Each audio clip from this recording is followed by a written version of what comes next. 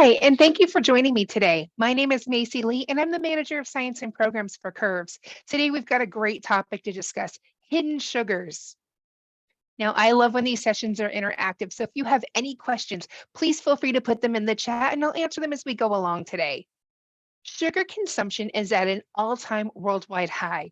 It was estimated that in between 2018 and 2019, that 177.59 million metric tons of sugar were consumed.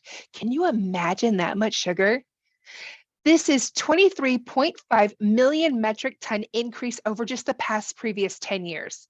The United States, not surprisingly, tops sugar consumption charts, with the average American consuming 126.4 grams, or just over 4.46 ounces. That's equal to 26.7 teaspoons a day. This equals to just under 102 pounds of sugar a year. Over a lifetime, this could equal 4 tons. Oh my goodness. The average Australian consumes 95.6 grams per day, which equals to about 76, almost 77 pounds a year. And the average Canadian consumes 89 grams per day, which is just about 72 pounds per year. The National Cancer Institute found that children between the ages of 14 and 18 consume the most sugar. They consume on average 34.3 teaspoons a day, which equals to 130 pounds of sugar a year. With the spike in sugar consumption over the past 50 years, we have also seen a rise in health concerns that are directly linked to sugar, such as obesity, diabetes, and certain cancers.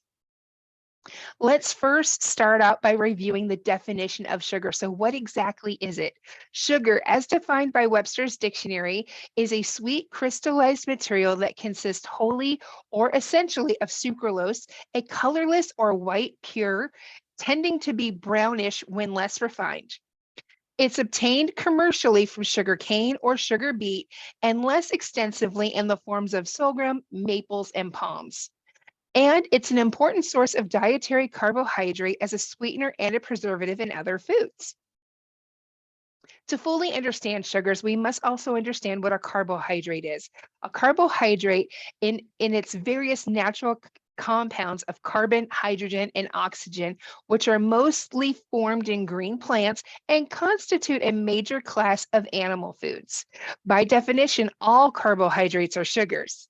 This includes fruits, vegetables, starches, as well as the things we traditionally think of like cakes, cookies, and candies. Carbohydrates are an essential macronutrient. Your body needs carbohydrates every day to sustain bodily functions. When digested, they are converted into glucose, which, assisted with the hormone insulin, can be absorbed into the bloodstream. Glucose is what fuels your body's cells for energy all day long, every day.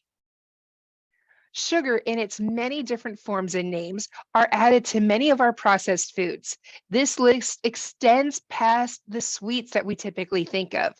So why are they there? And I think that's a big thing to think about.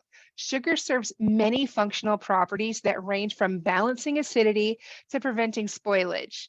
In products such as whole grains, fiber-rich breads, and cereals, sugar can help extend the shelf life. It assists in fermentation and moisture retention. In low-fat or non-fat dairy products, sugar can help enhance flavor and texture. Did you know that there are 56 different names for sugar that can be listed on an ingredients list? Here they are. Oh my gosh, so many different names that we need to be looking for.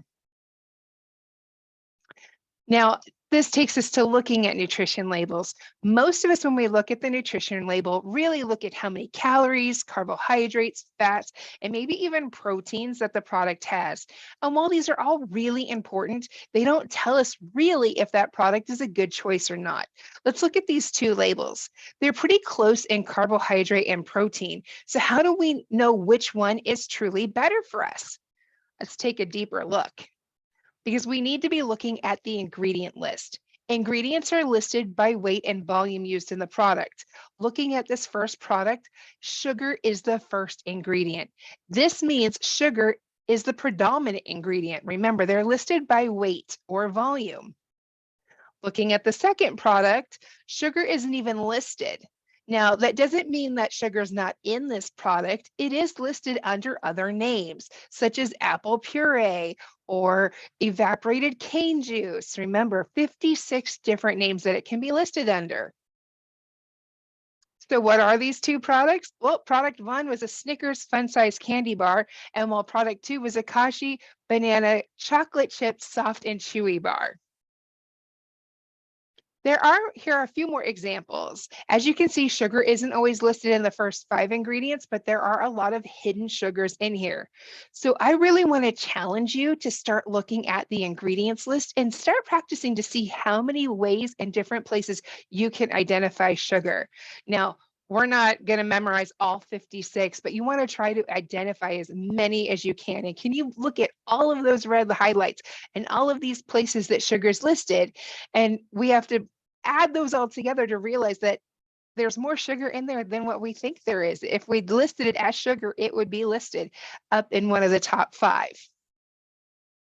If you want more information on reading nutrition labels or overall balanced nutrition for good health, you can ask your Curves coach about the Curves Nutrition and Weight Management Program. And if you don't have a local club, you can go to curves.com and then go to Programs, Nutrition and Weight Management for more information. I want to thank you guys so much for joining me today, and I'm happy to answer any questions you have. I hope you'll join us next week as we talk about how strength training can help manage type 2 diabetes.